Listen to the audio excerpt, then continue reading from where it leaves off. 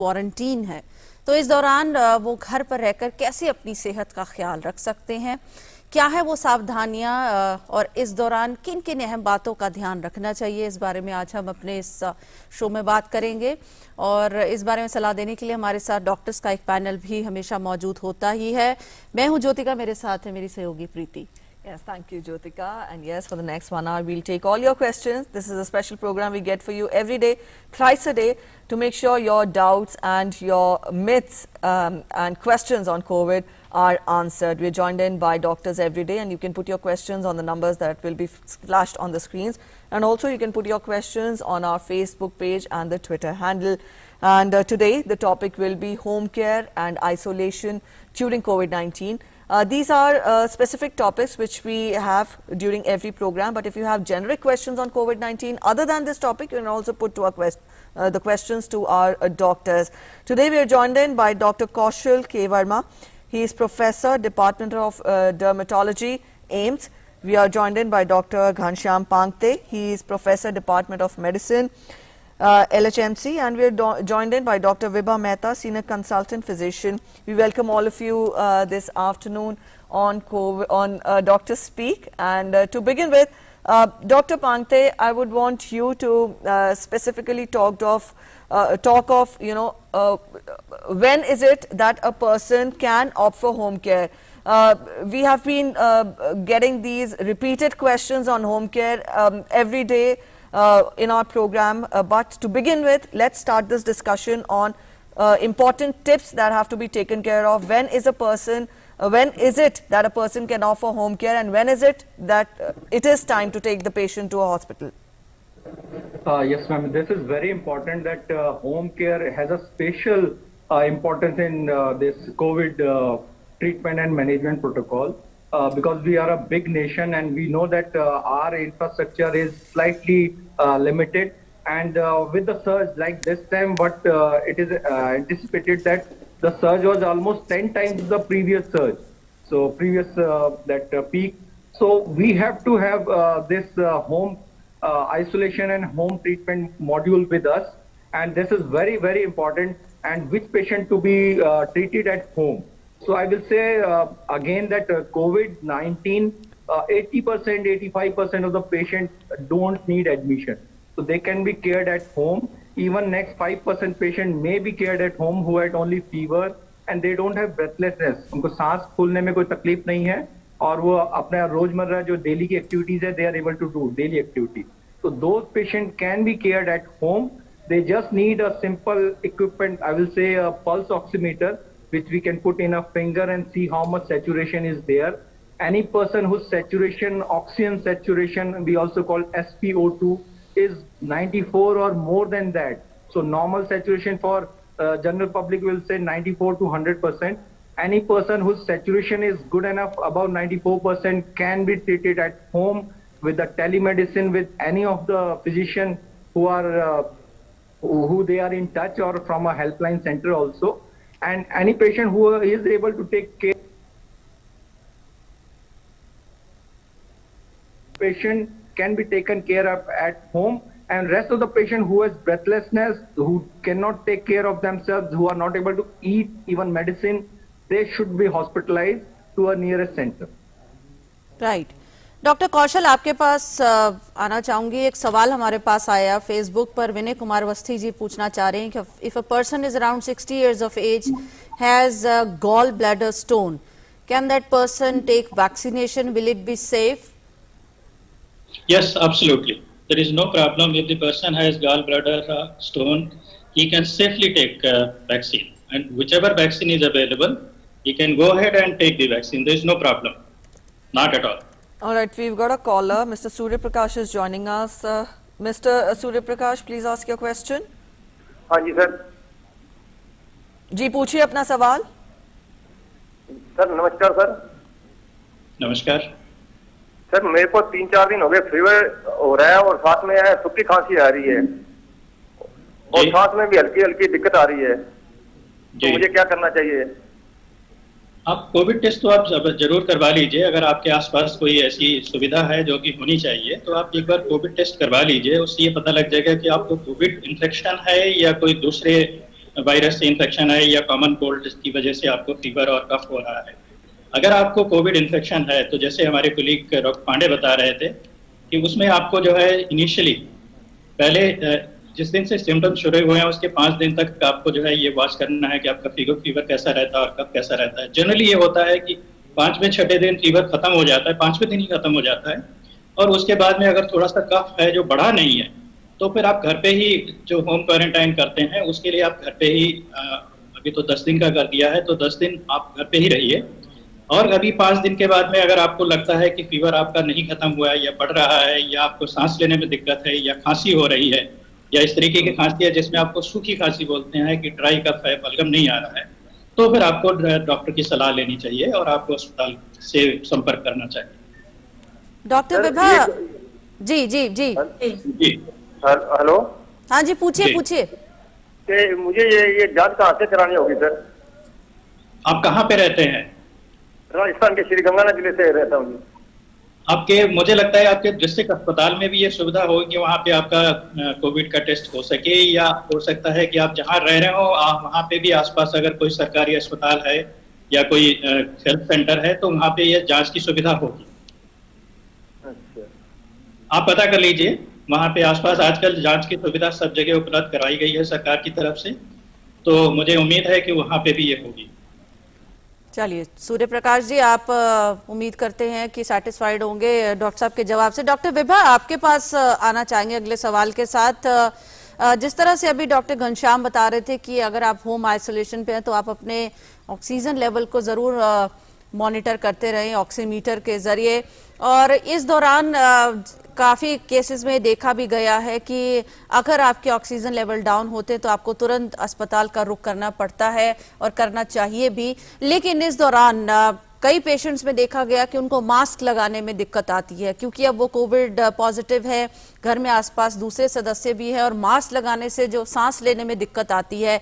ऐसे में किस तरह से जो कोविड संक्रमित व्यक्ति है उसको संभाला जा सकता है? किस तरह से फर्स्ट एड के तौर पर, फौरी तौर पर किस तरह से, क्या मास्क थोड़ी देर के लिए उतारा जा सकता है या कोई खास किस्म का मास्क है जो इस्तेमाल किया जा सकता है? देखिए, अगर सेल्फ आइसोलेशन में है, एक सेपरेट रूम है विद सेपरेट वॉशरूम, तो कुछ देर मास्क नहीं लगाएं तो कोई बात नहीं। अपना रूम का जो अंदर का डोर है वो बंद रखें, बाहर का खिड़की दरवाजा बेशक खुला रहे, लेकिन अंदर का जो आपके घर के अंदर उसके आपकी ब्रेथ के वो नहीं जाए, पार्टिकल्स नहीं जाए, वायरस नहीं स्प्रेड हो, तो वो बंद करना है। तो अगर कुछ देर मास्क हटाना है तो हटा लें। लेकिन जैसे बोला कि अगर ऑक्सीजन डिप कर रहा है या ज्यादा ब्रेथलेसनेस हो रही है तो डॉक्टर से जरूर कनेक्ट कीजिए और वो आपको गाइड करेंगे, कुछ टेस्ट कराने हैं या कुछ ट्रीटमेंट लेना है उसके लिए। और मास्क जो है वो जो सबसे इजीली वियरेबल होता है वो सर्जिकल मास्क होता है, तो वो लाइट होता है तो वो वियर आराम से करा जा सकता है। लेकिन अगर एक रूम में प्रॉपरली आइसोलेटेड है विद अ सेपरेट वॉशरूम तो अगर नहीं भी लगा रहे हैं मास्क कुछ देर तो नहीं लगाएं। लेकिन अगर कोई आपके रूम में आता है जो भी आपका केयर गिवर है या कोई खाना आपको डिलीवर करने आता है तो उस टाइम पे आपको जरूर मास्क लगाना है, डबल मास्क या N95 मास्क आप भी लगाएं और जो केयर गिवर है वो भी लगाएं। लेकिन वैसे बेस्ट ये होगा कि वो बाहर ही आपका खाना रख दे या डोर एंड पे आपका रख दे, रूम के एंड पे, और आप खुद उठा लें और खुद ही अपने यूटेंसिल्स डिस्पोज ऑफ कर लें। All right, Dr. Verma, the underlying symptoms of COVID are cough, cold, and also this year we've seen problems related to diarrhea also. Are there any specific skin-related conditions that can be counted as symptoms of COVID?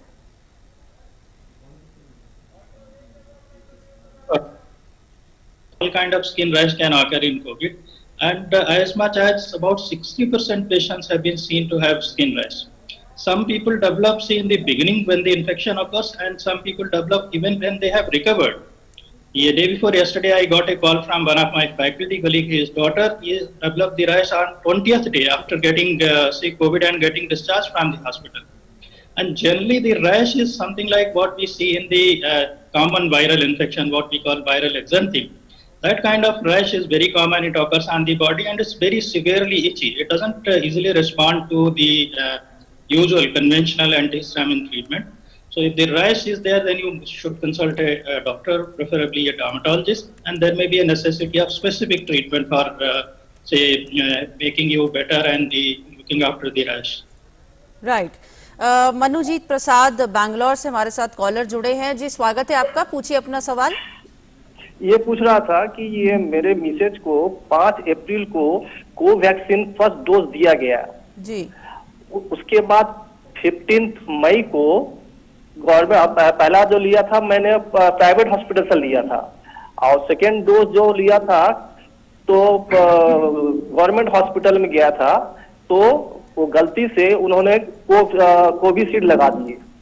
तो अब क्या करें, पहला dose था Covaxin का और second dose Covishield लगा दिए, अब क्या कर सकते हैं इसके लिए?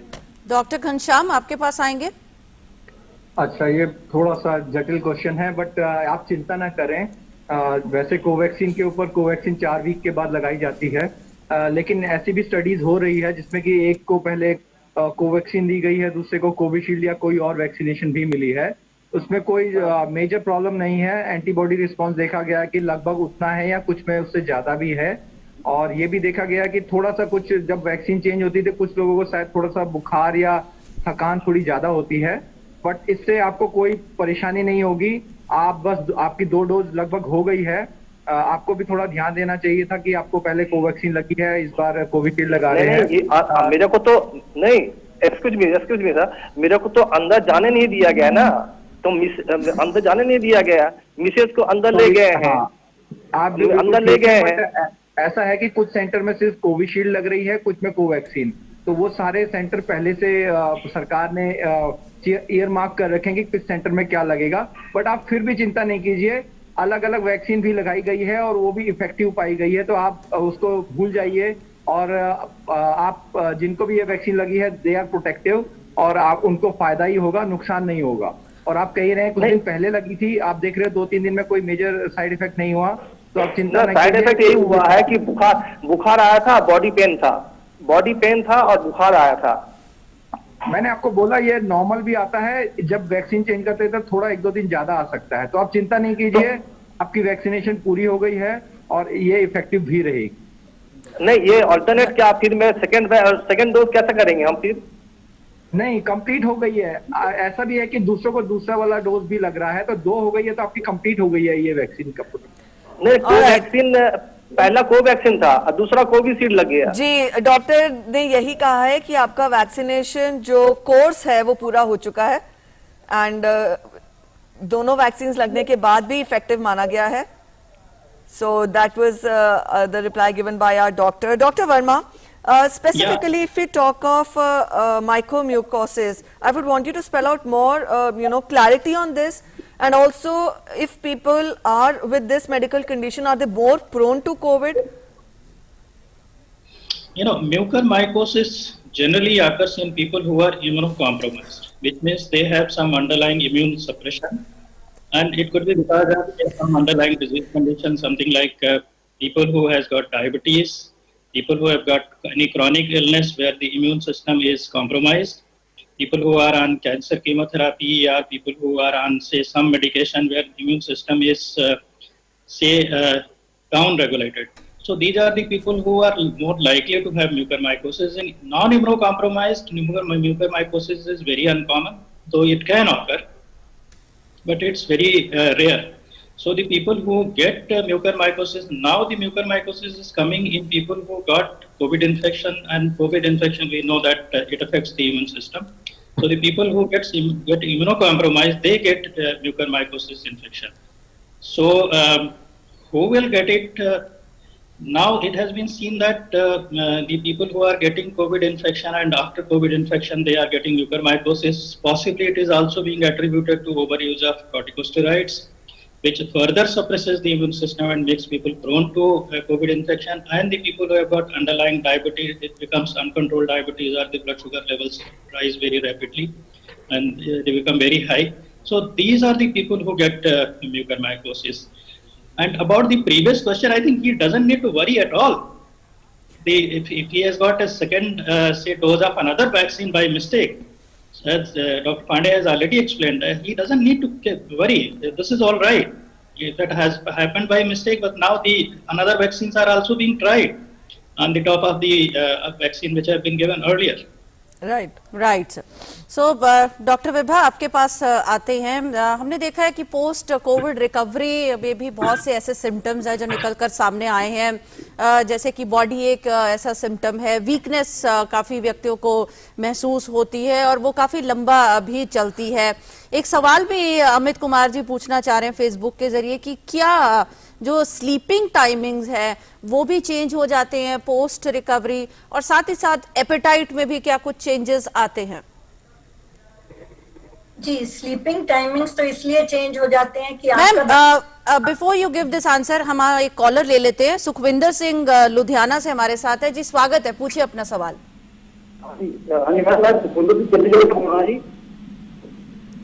हेलो जी पूछिए। हाँ जी, मैं चंडीगढ़ से, मेरा ऐसा है कि मुझे 11 अप्रैल को मुझे पॉजिटिव रिपोर्ट आई थी मेरी। अच्छा। और मैं क्वारंटाइन के साथ 28 तक तक मैं ठीक हो गया था जी। और मुझे ये पता करना है कि मैं अपनी कोई डोज नहीं लगवाई थी वैक्सीन की, तो अब मैं कब वैक्सीन लगवा सकता हूँ? नंबर एक ये। दूसरा ये कि मेरे फैमिली मेंबर्स को भी सभी को सिम्टम आए थे, मतलब उनकी रिपोर्ट सभी की नेगेटिव हुई थी, तो टेस्ट कराए थे मैंने, तो उनको और मैं कब ले सकता हूँ वैक्सीन में? अच्छा सुखविंदर जी, आप हमारे साथ बने रहिएगा। डॉक्टर विभा, अगर आप इस सवाल का जवाब देना चाहें। हाँ जी, आप एक बार प्लीज रिपीट कर दीजिए क्योंकि क्लैरिटी से सुनाई नहीं दिया है। जी सुखविंदर जी, आप हमें सुन पा रहे हैं? हाँ जी, मैं सुन पा रहा हूँ। हाँ, आपकी आवाज हमें क्लियर नहीं आ रही है, आप दोबारा पूछिए। जी, मैं 11 अप्रैल को मेरी पॉजिटिव की रिपोर्ट आई थी और 28 अप्रैल को मैं ठीक हो सकता हूँ, और मैं वैक्सीन में कब ले सकता हूँ? इसी बात नंबर एक ये सवाल है जी। सुखविंदर जी, पहले आप अपने टीवी सेट की जो वॉल्यूम है उसको म्यूट पे रखें ताकि आपकी आवाज हमारे तक क्लियर आए। टीवी सेट बिल्कुल। जी बोले। हाँ जी, तो मैं 11 अप्रैल के बाद मैं 28 अप्रैल को मैं ठीक हो गया था, तो मुझे वैक्सीन की डोज कब लेनी है? फर्स्ट मैंने अभी तक वो डोज नहीं ली। ठीक है, देखिए बेस्ट टाइम तो ये रहेगा कि अगर आप 3 मंथ्स वेट करिए from day you tested positive, 3 महीने के बाद लीजिए, वो बेस्ट रहेगा।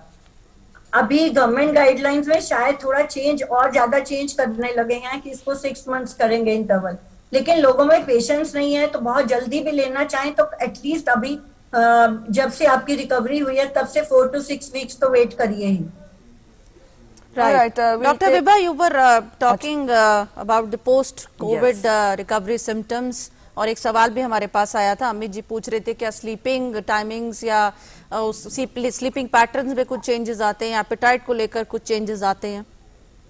जी, थोड़े चेंजेस तो आते हैं। स्लीपिंग पैटर्न को तो इसलिए चेंजेस आते हैं कि पहले स्ट्रेस में भी रहे और डिफरेंट टाइम पे रेस्ट किया, डिफरेंट टाइम पे उठे या लेट तक सोते रहे, तो वो डिस्टर्बेंसेस हो गए हैं। उसको बायोरिदम अपना सेट करना होगा कि अपने टाइम से सोने का करिए और स्ट्रेस नहीं लीजिए, थोड़ा योगा मेडिटेशन करिए, थोड़ा रिलैक्स करिए अपने आप को। यू हैव रिकवर्ड, अभी बेटर हो गए हैं, ठीक हो गए हैं, तो you should be celebrating it and अपना जैसे ओरिजिनल बायोरिदम था उस तरह से अपना सेट करिए। बाकी एपिटाइट लॉस, थोड़ा फैटीग, वीकनेस, ये सब कई लोगों को चल रहा है। किसी किसी को तो माइल्ड फीवर भी चल रहा है for may be a month और 2 even. I have seen very low grade fever, उसमें भी कोई घबराने की बात नहीं है। आपका थर्मो रेगुलेटरी सिस्टम बॉडी का थोड़ा सा ऑल्टर हो जाता है जो धीरे धीरे सेट हो जाता है। बाकी जहां तक फिजिकल एक्टिविटी का सवाल है, एकदम से ज्यादा एक्टिविटी नहीं करनी कि भाई अब रिकवर हो गए हैं, पोस्ट कोविड फेज में है, धीरे धीरे अपनी एक्टिविटी को बढ़ाइए। एंड कुछ और कॉम्प्लिकेशंस भी पोस्ट कोविड फेज में आती हैं। आपको कोई भी सिम्टम्स आते हैं जैसे कि चेस्ट पेन है, हार्ट बीट का कुछ रिदम चेंज होना या कोई और सिम्टम्स आते हैं न्यूरोलॉजिकल, तो वो आप अपने डॉक्टर से जरूर कंसल्ट करिए during the post Covid phase. All right, we are getting a question from a caller. Mr. Dipendra is joining us from Siliguri. जी Mr. Dipendra, please ask your question. जी ma'am, मुझे 2019 से खांसी हो रही है, ठीक है, और डस्ट एलर्जी भी है, तो इस कंडीशन में क्या मैं कोविड-19 का जो वैक्सीन आया, कोविड-शील्ड को वैक्सीन, उसको मैं लगा सकता हूँ क्या? Dr. Pante, would you take that question, please? जहाँ तक इन्होंने बोला लास्ट आई थिंक 1 साल से इनको खांसी की कुछ तकलीफ है, तो खांसी और सांस की ऐसी कोई तकलीफ से कोई कॉन्ट्राइंडिकेशन नहीं है। आप बिल्कुल वैक्सीन लगवा सकते हैं, सेफली लगवा सकते हैं। आप ऑनलाइन एनरोल कीजिए अपने कोविन ऐप में या आरोग्य सेतु ऐप में और अपना वैक्सीन का टाइमिंग फिक्स कर सकते हैं। All right, Dr. Pangte, we have a question for you. Mr. R.K. Goyal on Facebook wants to know that if an Indian national residing in US has taken both the doses of Pfizer vaccine and he comes back to India permanently, will that vaccine be effective for Indian strain of the virus, or will he need to take the vaccine again in India? Okay, so he has already completed the vaccine. I think the results which were shown by these Pfizer vaccine or these vaccine in USA were very effective. They were more than 90% effective compared to Indian Covaxin and Covishield. But because these strains and this COVID virus is on continuous mutation, so at present we don't have much data that it is protective or not. Only time will tell that how protective are this vaccine or a USA vaccine. So best thing is you continue the COVID protocol, you wear your mask, do hand hygiene, don't go to a public places where a lot of crowding is there, and you will be safe from the COVID. So now in like in Delhi also, the number of cases, the community spread has markedly come down. So there are less chances of infection, but how good your Pfizer vaccine or a USA vaccine is there, with the Indian strain of B1617, time only will tell us. So Right. you keep your guards on. बिल्कुल। नरेंद्र कुमार दिल्ली से हमारे साथ जुड़े हैं। नरेंद्र जी, स्वागत है, पूछिए अपना सवाल। नमस्ते जी डॉक्टर, नमस्ते सर। जी नमस्ते सर मुझे ना, हाँ जी मैडम, आज ना मुझे 10वां दिन है और मेरी जो डिफ्यूजन रहती है ऑक्सीजन 94 रहती है जी। और कल ना मुझे डिहाइड्रेशन टाइप लगा, पेशाब कम हो गया और पसीना ज्यादा आ गया, मुझे कब्ज हो गई थी। सर मैंने इलेक्ट्रॉल लिया फिर, तो आज भी मुझे वीकनेस बहुत है।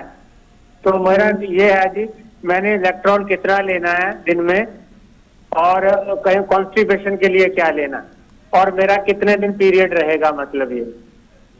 जी डॉक्टर विभा, आप जवाब देना चाहेंगी? देखिए 10 डेज आपके हो गए हैं, अगर आपका ऑक्सीजन 94 से डिप नहीं कर रहा है तो कोई घबराने की बात नहीं है। आप हाइड्रेशन अपनी मेंटेन करना बहुत जरूरी है। कोई ओरल फ्लूइड्स जैसे कोकोनट वाटर है या नॉर्मल ORS इलेक्ट्रॉल जो आप ले रहे हैं, थोड़ी थोड़ी देर में कुछ ना कुछ ओरल फ्लूइड्स आपके अंदर जाने चाहिए। दिन में 2-3 बार इलेक्ट्रॉल ले लीजिए और बाकी के फ्लूइड्स अपना सप्लीमेंट में लेते रहिए। और आपके पास अगर बीपी एपरेटस है अवेलेबल तो अपना बीपी भी थोड़ा मॉनिटर कर लीजिए। तो इसमें कोई घबराने की बात नहीं है कि हाइड्रेशन मेंटेन करेंगे, लिक्विड लेते रहेंगे, थोड़ा जैसे नींबू पानी लिया, नमक चीनी का घोल, थोड़ा सा सॉल्ट ऐड करके ले लेंगे तो आपका हाइड्रेशन सही से मेंटेन हो जाएगा, तो आपको फिर ये परेशानी नहीं आएगी। जी डॉक्टर कौशल, आपके पास एक सवाल के साथ आते हैं। संदीप सायराल जी पूछना चाह रहे हैं कि उनके किसी जानने वाले ने अभी रिसेंटली एंटी रेबीज वैक्सीनेशन ली है, तो क्या वो कोविड वैक्सीनेशन के लिए आगे बढ़ सकते हैं और या कुछ इंतजार करना चाहिए, तो कितना करना चाहिए? कब इन्होंने एंटी रेबीज वैक्सीन ली है? सर ये यहाँ पर क्लियर नहीं है, रिसेंटली लिखा है तो रिसेंटली जनरली ये एडवाइजेबल होता है कि इनको कुछ हफ्ते वेट करना चाहिए, 4 से 6 हफ्ते, और उसके बाद में दूसरी वैक्सीन ले सकते हैं। All right, Dr. Verma, Abhinav Kishore wants to know the side effects of taking high doses of steroids without doctor's consultation, and is it a major cause of black fungus? Yes, it is. अपने आप जो लोग steroids ले रहे हैं, they are very harmful. Do not take it without doctor's prescription. I don't know how they are getting them. They should not be sold without a prescription. See, I had a patient who was having hypoxia and had moderate COVID pneumonia, and I had prescribed some steroid for him. जो मैंने दिया steroid plus anticoagulant, वो ले रहा है, and then his friend tells him to take the other steroid also.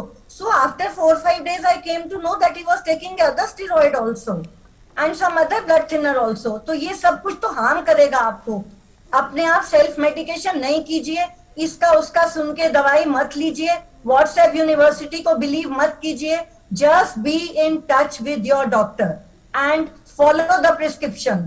अपने आप कुछ नहीं लेना है, स्टेरॉइड तो बिल्कुल भी नहीं लेना है. This is a major cause of mucormycosis. Right. Monu Dixit ji है हमारे साथ, इटावा उत्तर प्रदेश से. जी स्वागत है, पूछिए अपना सवाल. मैम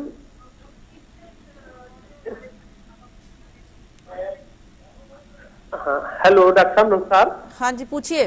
हाँ, मेरी माता जी 17 अप्रैल को पॉजिटिव हुई थी, सीटी स्कैन स्कोर 4 था. मोनू दीक्षित जी, आपको अपनी टीवी सेट की जो वॉल्यूम है उसको म्यूट पे डालना पड़ेगा. अच्छा अच्छा अच्छा, मैं बाहर निकल आया हूँ, टीवी से अलग हाँ हो गया प्लीज, क्योंकि तभी आपकी आवाज हमें क्लियरली मिलेगी. हाँ, तो 17 अप्रैल को मेरी माता जी पॉजिटिव हुई थी, सीटी स्कैन स्कोर 4 था, 4. अच्छा. हाँ, तो बराबर उनका पल्स ऑक्सीमीटर गुड रहा, 96-97 रहा उनकी ऑक्सीजन लेवल जी. हाँ, और 3 तारीख को 17 दिन का उनका होम क्वारंटीन मैंने किया, 14 दिन प्लस 3 दिन और किया डॉक्टर के कहने पे जी. हाँ, तो 3 तारीख को मैंने जब दोबारा उनकी रिपोर्ट कराई तो फिर पॉजिटिव आ गई. अच्छा. और वो अपने आप में गुड फील कर रही है, फिट है बिल्कुल, हर चीज खा रहे हैं, उनको मैग भी लग रही है, फीवर ईवर भी नहीं है कुछ, तो फील कर रही है. तो फिर पॉजिटिव आ गई, तो डॉक्टर की टीम फिर आई, गवर्नमेंट वो कह रही फिर 10 दिन के लिए इनको होम आइसोलेट कर दो. अच्छा. हाँ. अच्छा चलिए, डॉक्टर घनश्याम वो गुड फील कर रही हैं लेकिन फिर भी पॉजिटिव आ गई हैं और फिर क्वारंटीन के लिए बोल दिया, क्या सलाह देंगे? मोनू जी, जैसे कि आपने बताया कि आपकी माताजी लगभग 1 महीने पहले पॉजिटिव हुई थी, तो 2-3 दिन पहले सिम्टम्स हुए होंगे, तो बहुत अच्छी बात है कि उनको माइल्ड सिम्टम्स रहे, उनका ऑक्सीजन बिल्कुल ठीक रहा 96-97 और वो अब बिल्कुल ठीक हो गई है. तो अगर हम आज की गाइडलाइन से जाएं तो उनको 14 दिन के बाद, अब तो 10 दिन हो गया है, 14 दिन के बाद अगर उनको खाने में कोई प्रॉब्लम नहीं है, अपना सारा रोजमर्रा के काम कर पा रही हैं और उनका ऑक्सीजन ठीक है, तो उन्हें दोबारा टेस्ट नेगेटिव करने की जरूरत नहीं है. तो मैं आपको एक सलाह और दूंगा कि अब आप दोबारा टेस्ट न कराएं 10 दिन, वो बिल्कुल ठीक है. चांसेस बहुत ज्यादा है कि जो आरटीपीसीआर दोबारा पॉजिटिव आया वो मरा हुआ वायरस था, जो कि कुछ फिर भी गले में या आपके नोज में फिर भी रह जाता है. तो अभी की गाइडलाइन ये है कि जो बिल्कुल स्वस्थ हैं वो 10 से 14 दिन के बाद बिल्कुल क्योर्ड माने जाएंगे, उनको दोबारा टेस्ट की जरूरत नहीं है. दूसरा मैं ये भी हाईलाइट करना चाहूंगा मोनू जी, जो आपने सीटी स्कैन कराया, आप देख रहे हैं कि आपकी माताजी का ऑक्सीजन बिल्कुल ठीक था, वो सब चीज बिल्कुल रूटीन कर रही थी, उनको कोई तकलीफ नहीं थी, तो आपको सीटी स्कैन कराना नहीं चाहिए था. किसी भी अगर आप प्रैक्टिशनर के पास जाते तो वो सीटी स्कैन अभी एडवाइसेबल नहीं है. सीटी स्कैन उन्हीं पे एडवाइसेबल है जो जिनको की ऑक्सीजन कम है और जिनको की सांस की तकलीफ है. तो एक तरह से एक तो वेस्टेज है सीटी स्कैन के रिसोर्सेज का, जो कि बहुत कम सीटी स्कैन सेंटर है. दूसरा, ज्यादा सीटी स्कैन कराने से कुछ लोगों को कैंसर भी हो सकता है, खासकर जो एजेड वाले लोग हैं. डॉक्टर घनश्याम, ख्याल रखिए. डॉक्टर घनश्याम, इसी को अगर विस्तार से भी हम समझना चाहें, ये जो सेल्फ टेस्टिंग है, आपको हल्का बुखार आया, आपको हल्के सिम्टम थे, माइल्ड आया, आप घर पर आइसोलेट होकर खुद को ठीक कर सकते हैं, लेकिन नहीं, आप दौड़ पड़ते हैं तमाम उन टेस्ट्स के लिए जिनकी जरूरत शायद आपको नहीं, और साथ ही साथ सिस्टम पर जिस तरह से आपने कहा एक प्रेशर साफ तौर पर पड़ता है. कैसे आप लोगों को समझाना चाहेंगे कि जब तक डॉक्टर की सलाह ना हो कि आप टेस्ट के लिए आगे बढ़े, तब तक टेस्ट की जरूरत होती नहीं है? बिल्कुल, आपने बहुत इंपॉर्टेंट टॉपिक हाईलाइट किया है कि हम लोगों के यहाँ एक तो सेल्फ मेडिकेशन बहुत ज्यादा हो रहा है और सेल्फ डायग्नोस्टिक टेस्ट भी बहुत हो रहा है और इमेजिंग भी बहुत होने लग गई है. तो मैं ये कहना चाहूंगा दोबारा से कि कोविड-19 80% लोगों को न तो टेस्ट की जरूरत है, न सीटी स्कैन की जरूरत है, न कोई मेडिसिन की जरूरत है. मेडिसिन कहें तो बुखार की अलग कर दें और सर्दी जुकाम की जो गोली होती है एलर्जी की उसको अलग कर दें, तो किसी को स्टेरॉइड की जरूरत नहीं पड़ेगी. 80% लोगों को, सिर्फ ये 20% लोगों को जरूरत है, कुछ लोगों को स्टेरॉइड की या कुछ लोगों को कुछ और इंजेक्शन की या हॉस्पिटलाइजेशन की. तो अगर आप बिल्कुल ठीक से खा पी रहे हैं, आपका ऑक्सीजन सैचुरेशन ठीक है, तो आप जो ये टेस्ट जो आप व्हाट्सएप में पढ़ रहे होंगे कि डी डाइमर करा लो, आप अपना एक ESR करा लो, CRP करा लो, IL-6 करा लो, अगर आप खा पी रहे हैं, अच्छे खासे चल रहे हैं, आपको इन टेस्टों की जरूरत नहीं है। और स्पेशली अगर आप यंग हैं तो बिल्कुल भी नहीं है। मुझे भी कोविड हुआ था पिछले महीने, मैंने एक भी हीमोग्राम टेस्ट भी नहीं कराया, हीमोग्लोबिन भी चेक नहीं कराया, ना ESR CRP, क्योंकि मुझे सिर्फ गले में खराश और हल्का सा बुखार हुआ था, तो मुझे सिर्फ क्रोसिन की गोली की जरूरत पड़ी। ना मैंने ना मेरी वाइफ ने कोई टेस्ट कराया और कुछ भी जरूरत नहीं पड़ी। तो मैं आपको यही हिदायत दूंगा कि अगर आप बिल्कुल स्वस्थ महसूस कर रहे हैं एक्सेप्ट फॉर बुखार और गले में खराश, तो ना तो आप CT स्कैन कराइए, ना बाहर जाइए बिना इन टेस्टों के लिए, ना ब्लड टेस्ट की जरूरत है। टेस्टों की उन लोगों में जरूरत पड़ेगी जिनको सांस की तकलीफ है, जिनको पहले से डायबिटीज या कोई क्रोनिक या कोमोबिडिटी कहते हैं, उन लोगों में मे बी शुगर्स और उनकी टेस्ट की जरूरत पड़ेगी। पर रूटीनली 80% स्वस्थ लोगों को टेस्ट की जरूरत नहीं है, और CT स्कैन की तो बिल्कुल भी जरूरत नहीं है जब तक कि कोई स्पेशलिस्ट ये ना कहे कि इनकी सांस में तकलीफ और लंग्स में हमें चेक करना पड़ेगा कि कोई और प्रॉब्लम तो नहीं है। All right, we're getting a question from one of our callers. Mohan Malik from West Bengal is joining us. Ji, Mr. Malik, please ask your question. Hello. Yes, Mr. Malik, please ask your question. बोले क्या, जब माथा में हल्का हल्का दर्द है तो क्या हम वैक्सीन ले सकते हैं? जी, Dr. Vibha, would you take that question? He is feeling mild headache. Can he go in for the vaccination? देखिए, अगर हेडेक अभी हो रहा है तो थोड़े दिन अभी वैक्सीन नहीं लीजिए, थोड़ा अपने आप को ऑब्जर्व कीजिए। अगर हेडेक बढ़ता है या आपको फीवर चढ़ जाता है या बॉडी एक होता है तो अभी वैक्सीन थोड़े दिन के लिए, 3-4 दिन के लिए रुक लीजिए। लेकिन अगर आपको यूजुअली हेडेक होता रहता है तो इतनी कोई बात नहीं है। कई लोगों को जैसे होता ही कभी कभी हो जाता है, तो कोई और रीजंस भी होते हैं हेडेक के, तो वो वैक्सीन लेने में कोई प्रॉब्लम नहीं है। लेकिन अगर अभी हुआ है तो 3-4 दिन रुक जाइए, ऑब्जर्व कर लीजिए, वही बेटर रहेगा। Right. All right, Dr. Verma, Mr. Abhinav Kishore on Facebook is asking that if a sports person has taken high doses of steroids and later he tests positive for COVID-19, what are the chances that he could also contract black fungus disease? No, if the person has taken high doses of steroids sometimes back and if he has been off steroids for some time, then there is, usual possibility. There is very little possibility that he would develop mucormycosis. But the mucormycosis, as we have been seeing, that it has been, developing in people who have been recovering from COVID in the later part of the COVID recovery. So those possibilities will still remain. But the steroids, if he has taken, say, 2 months back, 3 months back, or maybe even 6 weeks back, then that does not add. If the person is still on steroids or somebody has diabetes, which is uncontrolled and it gets further, aggravated when they develop COVID, these are the people who develop mucormycosis more frequently than people who are just COVID and then they are recovering in the COVID post-recovery phase. Right. Doctor Ghanshyam, हालांकि अभी आपने बहुत विस्तार से और सरल भाषा में लोगों को समझाया और एक अपील भी की कि किस तरह से बिना कारण के जो टेस्ट्स हैं उसके लिए हमें आगे नहीं बढ़ना चाहिए, लेकिन फिर भी हमारे पास लगातार सवाल आते रहते हैं। महेंद्र चौहान जी पूछ रहे हैं, good afternoon sir, I got infected on 1st of May and got fully recovered now. Sir, is D-dimer test compulsory after getting recovered from COVID? Sir, पहले तो ये D-dimer test समझने हम भी चाहेंगे कि ये कौन सा टेस्ट होता है। जी हाँ, मैं तो पहले इनको बताना चाहूंगा कि अगर वो यंग है तो D-dimer की बिल्कुल भी जरूरत नहीं है, और बिल्कुल ठीक हो गए तो और भी जरूरत नहीं है। ये D-dimer एक तरह का ब्लड में का टेस्ट है जो कि ब्लड में ये बताता है कि कोई थ्रोम्बोसिस या कोई ब्लड क्लॉट हो चुका है या होने के चांसेस है। तो उसी का एक फ्रेगमेंट होता है ब्लड क्लॉट का, जो कि एक ब्लड टेस्ट से हम पता कर सकते हैं। तो ये देखा गया है कि जो कोविड की बीमारी है, अगर मैं ब्रीफली बताऊं तो शुरू के पहले वीक में जब कोविड होता है, इन्फेक्शन वायरस बॉडी में आता है, तो उस समय वायरीमिया होता है, ब्लड में बहुत सारे वायरस फैल जाते हैं 1 हफ्ते में। तो इस समय हम एंटीवायरल ड्रग देते हैं, जैसे कि कुछ लोग रेमडेसिविर दे रहे हैं, कोई फेविपिराविर देते हैं, ये रहता है। जो सेकंड फेज होता है, इसमें बॉडी में जब ये फैल जाता है तो इन्फ्लेमेशन शुरू करता है। तो इन इन्फ्लेमेशन में या तो बहुत ज्यादा एक साइटोकाइन स्टॉर्म हो जाता है, या कुछ लोगों में ब्लड क्लॉट्स देखे गए हैं जो कि लंग्स में पल्मोनरी एम्बोलिज्म कहते हैं।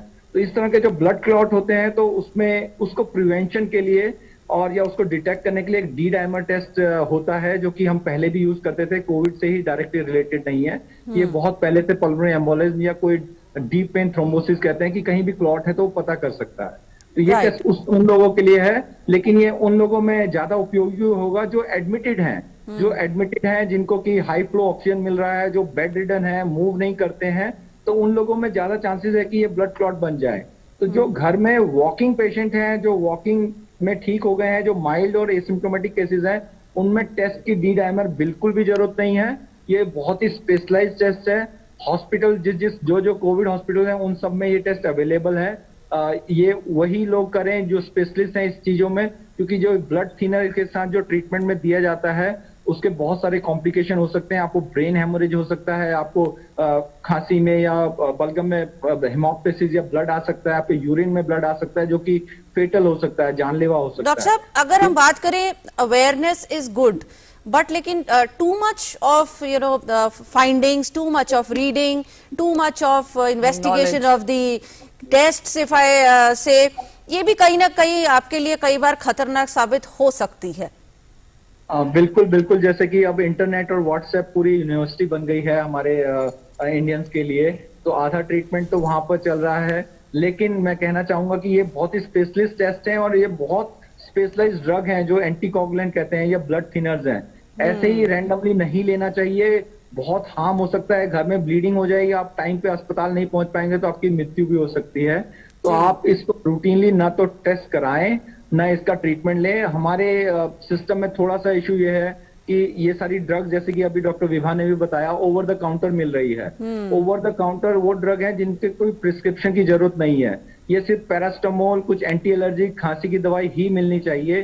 स्टेरॉइड, ये जो ब्लड थिनर्स हैं, ये सारे सिर्फ प्रिस्क्रिप्शन में मिलने चाहिए, नहीं तो ये बहुत बड़ी कॉम्प्लिकेशन करेंगे और इससे जितना फायदा हो उससे बहुत ज्यादा नुकसान हो सकता है। All right, Saroj Chaudhary is joining us from Delhi on our phone. जी, please ask your question. हाँ, एक्चुअली मेरे एक बार मैंने डिस्प्रिन खाई थी 30 years before, तो वो मेरे को, अब मैं 66 years की हूँ, तो मेरे को उससे एलर्जी हो गई थी, तो क्या मैं वैक्सीनेशन के लिए जा सकती हूँ? Dr. Verma, would you take that question, please? She got some problem 30 years back. What she said? She said she took Disprin and she got allergy. That was 30 years back, and now she is 66 years old. Should she go in for the vaccination? Absolutely, there is no problem. Drug allergy and the vaccine say problems, they are not associated. So it's absolutely safely she can go for vaccination. Disprin is not a problem. Even other medication allergy also is not a problem. All right, Dr. Vibha, I would want you to also get us more clarity on how, or rather what precautions have to be taken for children.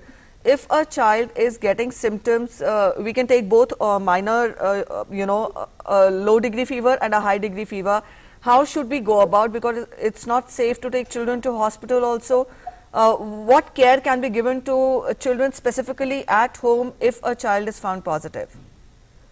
If a child is having fever and there are other family members, some other family member also having the same symptoms, then there are high chances of it being COVID. So, see, generally children do not have many complications. Most of them recover in 1, 2 or 3 days. Just you have to give symptomatic treatment for fever and if there is any cough and cold, and they recover.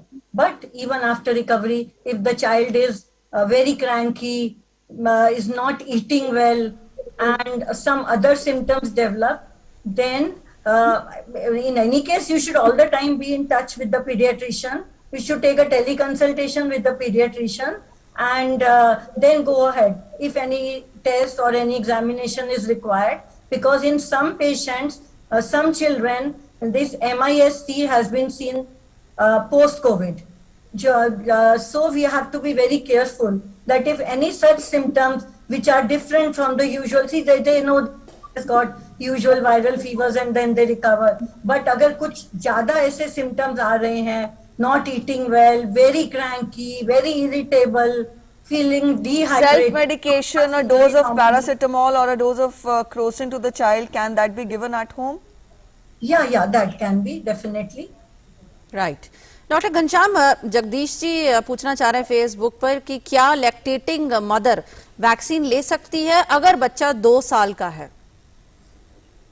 ये बहुत ही common question हो गया है। Lactating mother, अगर आप guideline से जाएंगे तो भारतीय गाइडलाइन में ये क्लियर कट लिखा हुआ है कि लैक्टेटिंग मदर को वैक्सीनेशन नहीं लगाना चाहिए।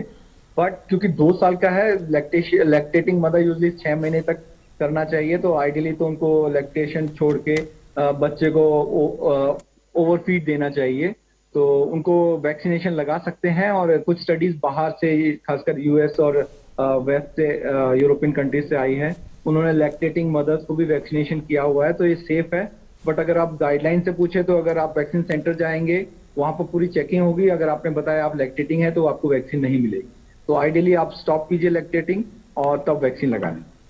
All right, Dr. Verma, there are, there is a lot of curiosity on also how do we brace ourselves up for a possible third wave. I would want you to get us more because we've seen that the second wave has been more severe than what struck last year. Our viewers also want to know what special precautions can we take on our part to be safe if a third wave strikes. We have to be careful and we need to understand that there are certain things which are mandatory. See, one is that vaccination drive that the government of India is taking, that is very important. So the number of people that we can vaccinate before the third wave comes. And the second one is that, the COVID appropriate behavior, they will have to be continued. As long as, say, we do not have the adequate population vaccinated, the COVID appropriate behavior, which means properly putting the mask, covering the nose and mouth, maintaining the physical distancing or the social distancing, not visiting the crowded places, maintaining the hand hygiene, they would remain important. And say the large gatherings which are supposed to be avoided, and because of which it is said that the COVID has spread so much in our country. So those precautions would still need to be there. Till such time we have a large population of the country vaccinated, like in United States, their vaccination is over 55% or maybe about 60% now. So they are more comfortable. They are, in fact, they have made the mask also not mandatory, it's optional now. So we have to wait for that time that either it is, say, the large number of people who are getting vaccinated, or maybe the virus has reached to a large number of people. So there are no people left whom the virus can infect.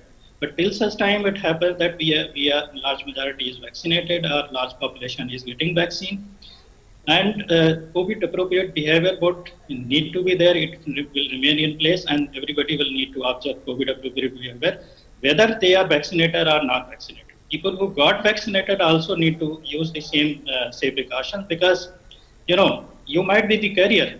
You might not get the severe disease after the vaccination, or you may not get symptomatic after vaccination, but you may be the carrier from one person to another one. So you can transmit the disease the person who is not vaccinated, and that person can get a very serious disease.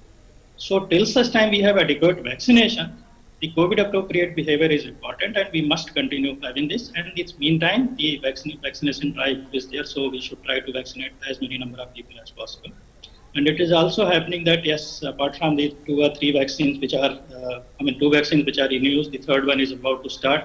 And probably in the next few months, we will have more vaccines available. So I hope that more and more people will get vaccinated before the third wave comes.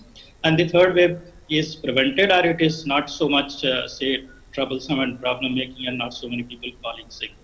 जी, हमारे साथ गिरीशा जी हैं अजमेर राजस्थान से। जी गिरीशा जी, पूछिए अपना सवाल।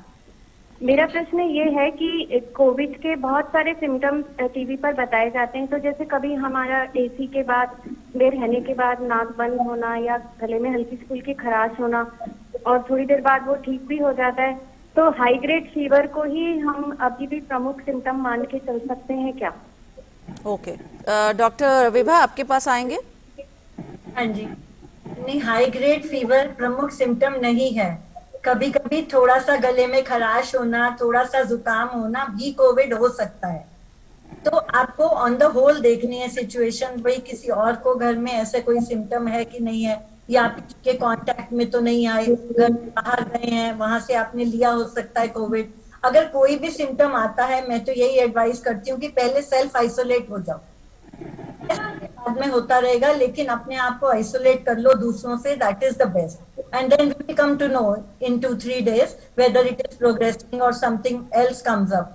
But अगर patient को कुछ कोमॉर्बिडिटीज हैं, जैसे कि डायबिटीज, हाइपरटेंशन, कोई हार्ट डिजीज या कुछ और प्रॉब्लम्स हैं, तो उस टाइम पे ज्यादा कॉशियस रहना है और टेस्टिंग जल्दी करनी है, क्योंकि ये कोविड भी हो सकता है without fever and with high grade fever, both ways. Sometimes even low grade fever. Ji, Dr. Ghanshyam, Jyoti Swaroop Asthana wants to know if there are more than one patient in a house, can they isolate themselves in one single room, and can they share beds also and washrooms as well? Yeah, it's a good question. I will say कि in a family, most of the time we see 2-3 cases at least, and we have if you see a city like Delhi or a Mumbai, we don't have a lot of rooms with each family. So I will suggest that they can share the room. Both are positive. Most likely that won't be an issue. It will be easier to manage them, and it's good to be in a family and get treatment as a unit overall. The other person who are still negative or who don't have symptoms, they can use N95 mask and other isolation things from the other room. And if they have a separate toilet, that's the best thing.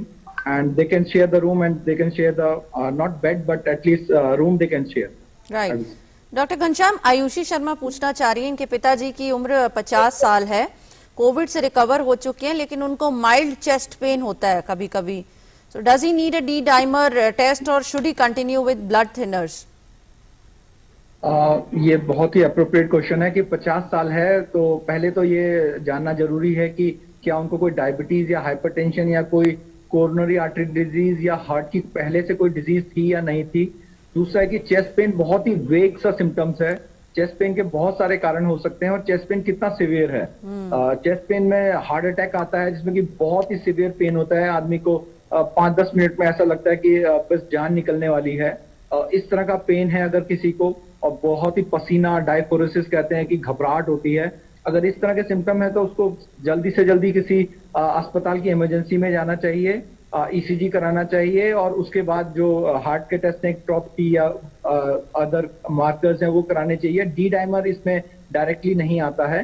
D dimer जैसे मैंने आपको बताया, सिर्फ clot को बताता है, खासकर pulmonary एम्बोलेंस को, जो कि नॉर्मल पर्सन में बहुत ही रेयर है. रेयर पॉसिबिलिटी है, rare cause of chest pain रहेगा. उससे ज्यादा कॉमन रहता है कि जैसे चेस्ट पेन, एपिगेस्ट्रिक पेन कहते हैं, गैस की वजह से. तो गैस्ट्राइटिस बहुत ही कॉमन है. कोविड में ज्यादातर लोग पेन किलर्स ले रहे हैं, एनएसएड्स ले रहे हैं, तो उनको गैस्ट्राइटिस हो जाता है. तो इस तरह का अगर जलन वाला दर्द है, बहुत ज्यादा घबराहट नहीं है, तो चांसेस ज्यादा है कि गैस्ट्राइटिस है. उनको कोई एंटी एसिडिटी की दवाई से या सिरप से, डाइजीन के सिरप से इंप्रूवमेंट आ जाएगी. लेकिन अगर उनकी तकलीफ बढ़ती जा रही है, आराम नहीं आ रहा है, बहुत घबराहट है, तो उन्हें इमरजेंसी जाके एक ईसीजी और बाकी के ब्लड टेस्ट कराने चाहिए, और एक इमरजेंसी कंसल्टेशन लेना चाहिए. इंस्टीट्यूट की घर में डी डाइमर लेकर आप वेट करते रहें. डी डाइमर की रिपोर्ट आने में भी 12 घंटे लग जाते हैं, तो मुझे नहीं लगता डी डाइमर घर में लैब से, घर से करा के कोई भी फायदा है, नुकसान ज्यादा हो. All right, Dr. Vibha Praveen Patel wants to know that he was tested positive on 24th of March, and he got his negative test on 2nd of April. He got his first vaccination on 3rd of March. So when can he get the second vaccine? We get a lot of questions like these every day. If a person becomes COVID positive between two vaccines, what is to be done?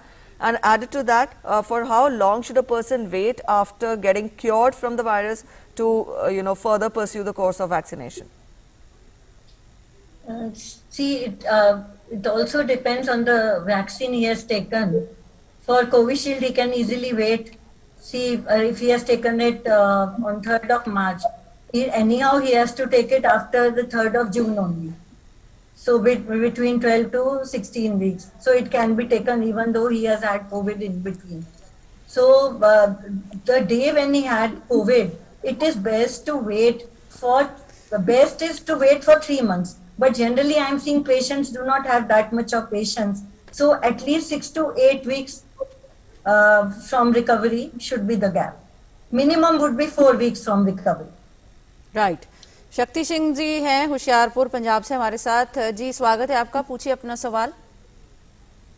Doctor मेरा सवाल ये है कि मुझे पिछले 5-10 दिन से भूख नहीं लग रही है और उसके बाद मैंने ट्रीटमेंट भी लिया, मेरा ऑक्सीजन लेवल 98% कुछ ऐसा आ रहा है, तो खाना नहीं ठीक से खा पा रहा हूँ और यूरिन आता है तो थोड़ा जलन महसूस हो रही है यूरिन में भी। अच्छा तो और आज फीवर मॉर्निंग में 98 था, तो उसके बाद मुझे डॉक्टर ने एक दवाई दी थी, तो उसके बाद अभी ठीक है, पर खाना भूख नहीं लग रही है ज्यादा। कि ये सिम्टम्स हो सकते हैं? अच्छा, डॉक्टर घनश्याम आपके पास आते हैं। जी हाँ, जैसे कि ये बता रहे हैं कि इनको एपिटाइट कम हो गई या भूख नहीं लग रही है, ये बड़ा ही कॉमन सिम्टम है किसी भी वायरल इन्फेक्शन के बाद। तो पोस्ट वायरल ऐसा होता है कि जीभ का टेस्ट चला जाता है और आपको स्वाद नहीं आता है। तो आप जो भी आपको लगे कि वो आप खा सकते हैं या खाने का जो मन है आप वो खाना ले सकते हैं। ये कुछ दिनों में 2-4 दिनों में ठीक हो जाता है टेस्ट सेंसेशन, और पोस्ट वायरल जो फैटीग और थकान है वो भी कम हो जाती है। ऐसा हो सकता है कि आपने वही गैस्ट्राइटिस हो गया हो, आपने ज्यादा बुखार की गोलियां ली हो, लेकिन ये जैसे कि आपने बताया 98 कुछ टेम्परेचर है, तो आपको बुखार नहीं है। बुखार 99 से ऊपर जब टेम्परेचर आता है उसी को बुखार कहते हैं।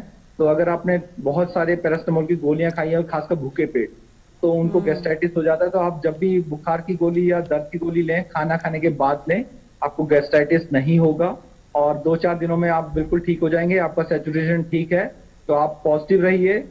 योगा और प्राणायाम इस तरह के कुछ भी आप एक्टिविटी कर सकते हैं एरोबिक, और कुछ दिनों में आप बिल्कुल ठीक हो जाएंगे और आपकी एपिटाइट भी वापस आ जाएगी। अच्छा डॉक्टर घनश्याम, ये एक बहुत कॉमन सवाल आता है कि भूख नहीं लगती है जब भी आप कोविड से संक्रमित होते हैं, लेकिन क्या सलाह आप लोगों को देंगे कि खाना बहुत जरूरी है?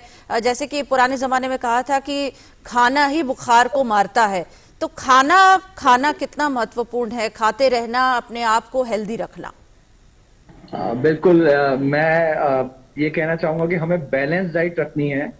खाना जो आप रेगुलर आपके हमारे यहाँ इतना बड़ा कंट्री है, कोई नॉर्थ इंडियन डाइट्स है, कहीं साउथ इंडियन डाइट्स है, जो आपकी रेगुलर मील है वो खाइए, उसमें उचित मात्रा में कार्बोहाइड्रेट भी रखिए। तो ज्यादा चेंज करने की जरूरत नहीं है, और लेकिन डाइट बहुत जरूरी है, क्योंकि आप इस समय आप बीमार हैं और आपको अगर आप ठीक से कैलोरीज नहीं लेंगे, आप ठीक से एनर्जी नहीं लेंगे, तो आप रिकवरी में आपको डिले हो जाएगा और आपकी हालत बिगड़ भी सकती है।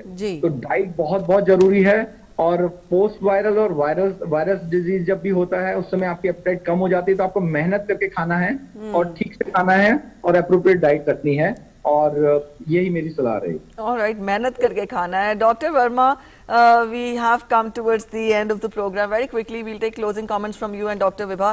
To begin with, we all know what has to be done during home care in COVID. Any specific pointers or tips which should not be followed, which which should not be done when a person is in home isolation? Dr. Verma? No, the first thing and most important thing is that the person should stay positive. Have a positive thinking, that because 80 to 85% people, they recover on their own without any significant intervention, and with the modest treatment or with the symptomatic treatment. So it's very important that they should understand that most likely and people will recover. Only a small percentage of people get into trouble. So for that they need to keep a watch on their temperature. They need to keep a watch on their saturation, and they need to keep watch on their symptoms, like fever. If it is persisting beyond 5 days, and if their cough has increased or the breathlessness has increased and the saturation has started falling, so those will be the time when they need to consult the doctor, and they should plan and take the appropriate measures. But before that, they need to understand there is no necessity of getting panic.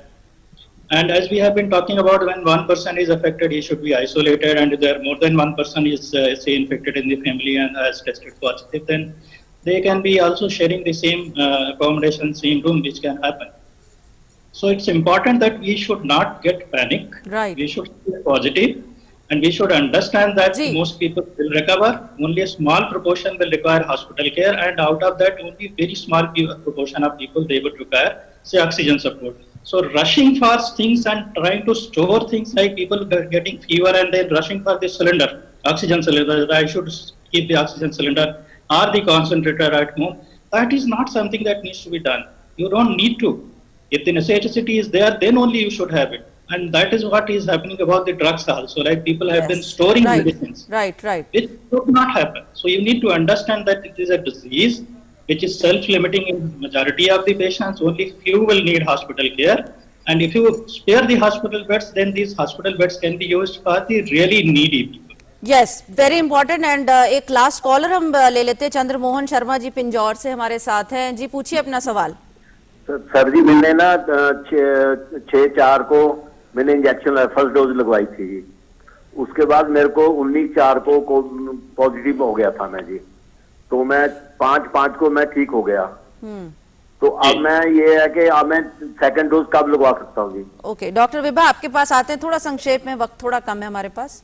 हाँ जी, आप preferably जुलाई में ले लीजिए, ठीक है, जुलाई के first week में, तब से या उसके बाद थोड़ा ले लीजिए अपना second dose of vaccine. Right, right. Doctor Kaushal K Verma, doctor Ghanshyam Pangte, doctor Vibha Mehta, बहुत बहुत शुक्रिया, आपने अपना इतना कीमती वक्त हमारे लिए निकाला, हमारे दर्शकों के सवालों के जवाब दिए, बहुत ही सरल भाषा में विस्तार से इतनी महत्वपूर्ण जानकारी दर्शकों तक पहुंचाई। बहुत बहुत शुक्रिया आप तीनों का हमारे शो का हिस्सा बनने के लिए, धन्यवाद। Alright, so that was it in this edition of Dr. Speak, but we still have 2 editions to go through the day. You can put your questions to the doctors who will be joining in those shows as well. Remember, taking precautions is the best cure against the pandemic. Wear a mask, wear it correctly and properly. जी बिल्कुल, तो अभी के लिए बस इतना ही, फिर आपसे मुलाकात 3 बजे होगी, इजाजत दीजिए, नमस्कार।